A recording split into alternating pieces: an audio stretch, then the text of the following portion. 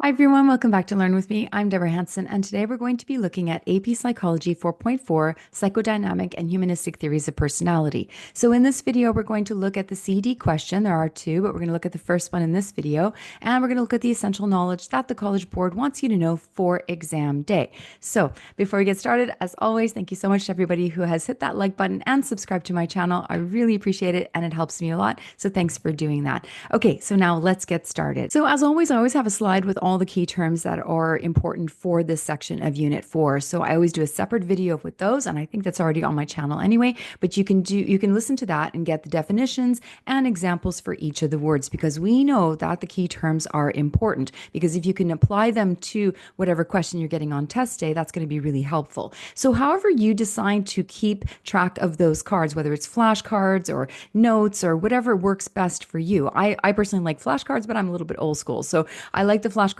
because I feel like it's easy to kind of go through them and learn them. And as you're writing them, also, it does help to encode that information into your brain. So whatever you do, remember the key terms are the key to the higher scores, the 4s and the 5s. So you really do need to do that. Okay, so for this video, we're going to start with the first CED question, which is explain how psychodynamic theory of personality defines and assesses personality. So we're going to go through all the essential knowledge that you need to know to answer that question on test day. So the key idea to psychodynamic theory of personality is basically that psychodynamic theory emphasizes unconscious processes and their role in shaping personality. So we're going to look at more details about that now. Let's start by talking about the key concepts of psychodynamic theory, which is a major perspective in psychology, which is focused on how unconscious processes shape our behavior. We're going to start off with unconscious processes. The definition is unconscious processes are thoughts, memories, and desires that operate below our conscious awareness. Even though we're not aware of them, they still influence how we act, feel, and make decisions. So for example, think about a childhood experience, like how it affects our adult relationships. For instance, someone who experienced neglect as a child might struggle with trust as in their adult relationships. So even if they're not consciously aware of it, that's the connection between the two. So the key takeaway here is the unconscious mind is like an iceberg, and what's beneath the surface is much larger than what we can see above the waterline, and that has a powerful impact on our behavior. So now we're going to dive into Freud's idea of how personality is structured. Freud described the personality as being made up in three parts: the id, the ego, and the superego. And these parts interact to influence our thoughts and behavior. Let's start talking about the id. So what is it? The id is the most primitive part of our personality. It's all about immediate gratification, and it's driven by pleasure principles, meaning it wants to satisfy your basic desires right now. So for example, imagine you're really hungry and all you can think about is grabbing a snack. Even if you're in the middle of class, that's your id talking. It wants food and it wants it now. Okay, now let's look at the ego. What is that? The ego is like the referee between the id and the superego. It works according to reality principle, meaning it tries to find realistic ways to meet the id's desire while considering the consequences. So instead of grabbing that snack in class, your ego might decide to wait until lunch because it knows you're going to get in trouble if you're eating in class. Okay, and the last one is the superego. So the superego is your moral compass, and it represents internalized societal norms and morals, and it tells you what's right from wrong. It's that little angel and devil on your shoulder, right? So your superego might make you feel guilty for even thinking about eating during class because it goes against the rules. So the key takeaway here is the id, ego, and superego are constantly interacting. The id pushes for what you want, the superego reminds you of what's right, and the ego tries to balance the two to make it a realistic decision. So to summarize, psychodynamic theory focuses on how unconscious processes and the interaction between the id, ego, and superego shape our behavior and our personality. This perspective helps explain why we sometimes act in ways we don't fully understand, as our unconscious mind and our internal conflicts are at play. So now we're going to talk about the ego defense mechanisms, which are an important part of psychodynamic theory, because these unconscious strategies that the ego uses to protect itself from anxiety and threats. So think of it as mental tools that help us cope with uncomfortable emotions and situations. So what is the definition of this whole thing? So ego defense mechanisms are strategies that operate below our conscious awareness to shield us from anxiety or feelings of discomfort. These mechanisms kick in when there's conflict between the demand of the id, superego, and reality, helping the ego maintain that balance. So there are a few key defense mechanisms that we're going to explore. So these are the common ones that we're going to look look at with some examples to help you understand how they work. Let's start with denial. So what is it? Refusing to accept reality or a fact that is too uncomfortable to face. It's like pretending something isn't happening even when there's evidence. So for example, imagine someone who receives serious health diagnosis but acts as if nothing's wrong and refuses to seek treatment. That's denial. They're unconsciously protecting themselves from the anxiety the diagnosis is causing. The second one we're going to look at is displacement. So that is redirecting emotions or impulses towards a safer, more acceptable outlet. For example, picture someone having a really bad day at work and feeling frustrated with their boss. Instead of expressing their anger at the boss, which would have consequences, they come home and they yell at a friend or a family member. That's displacement. Their emotions are being redirected to a less risky target. The third one is projection.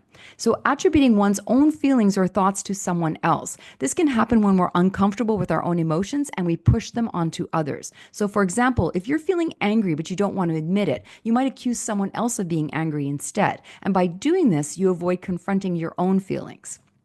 The next one is rationalization.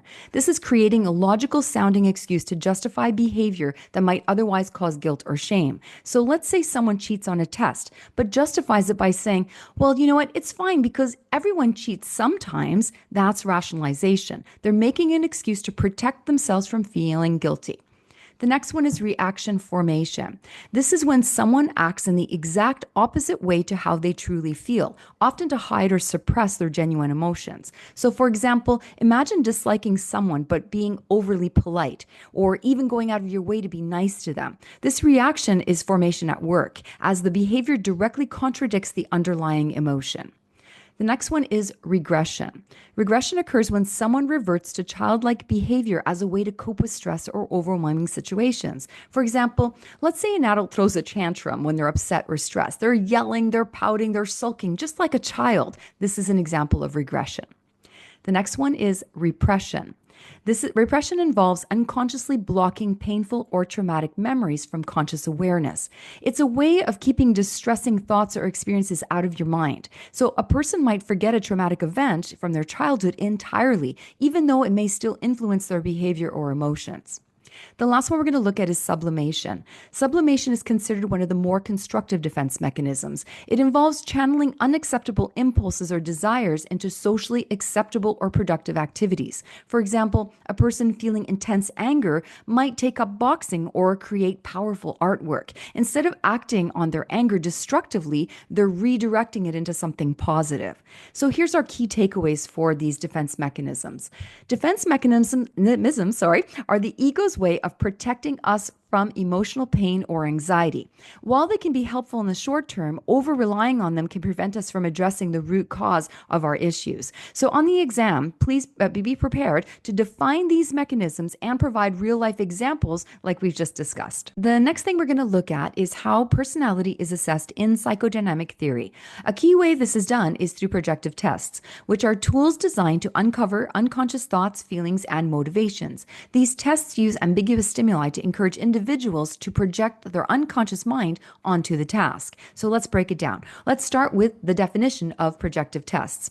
So the projective tests aim to uncover unconscious thoughts and emotion by asking individuals to interpret or respond to ambiguous stimuli.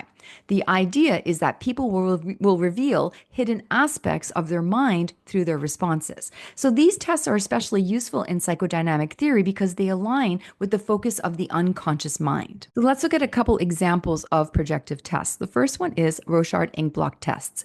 This is one of the most famous projective tests. Individuals are shown a series of ink blots and asked to describe what they see. Their responses are analyzed to uncover patterns that might reflect unconscious feelings or conflicts. So for example, someone might see an image of a bat, a butterfly, or even something abstract, which can provide insight to the psychologist into their internal world. The next one is Thematic Apperception Test. Okay. In this test, individuals are shown ambiguous pictures, often of people in various situations. They're asked to create a story about what's happening in the image, including what led up to the situation and how it might be resolved. These stories can reveal underlying desires, fears, or unresolved conflicts. For instance, a person who often tells stories about loneliness might be grappling with feelings of isolation in their own life. So why use projective tests? The goal is to probe probe the preconscious and unconscious mind where hidden conflicts, desires, or motivations may reside. These tests are not about right or wrong answers, but rather about uncovering the deeper aspects of someone's personality. They can provide therapists with insights that are more direct methods like self-reports or interviews that those will not reveal. This is a really great way to look deep into someone's unconscious.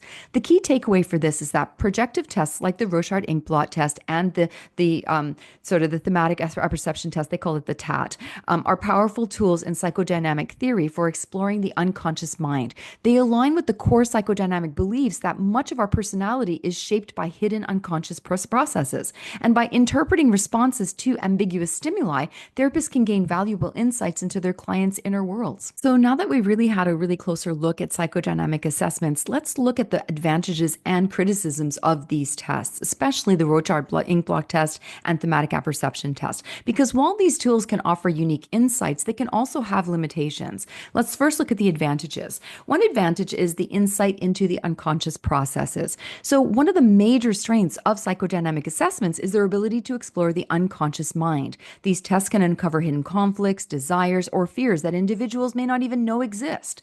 So for example, imagine someone describing an inkblot as a fight between two animals. This response might provide clues about underlying feelings of conflict or aggression that they're dealing with subconsciously. The second would be exploration of emotional issues.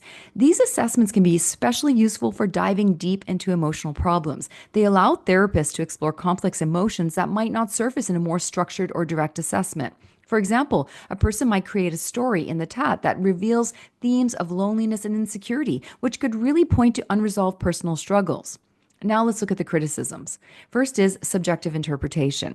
A major criticism of psychodynamic assessment is the reliance on subjective interpretation. The therapist's own biases or perspectives can influence how they analyze the responses. So for example, if two therapists interpret the same inkblot response differently, the results may lack consistency and depend heavily on who's conducting the test.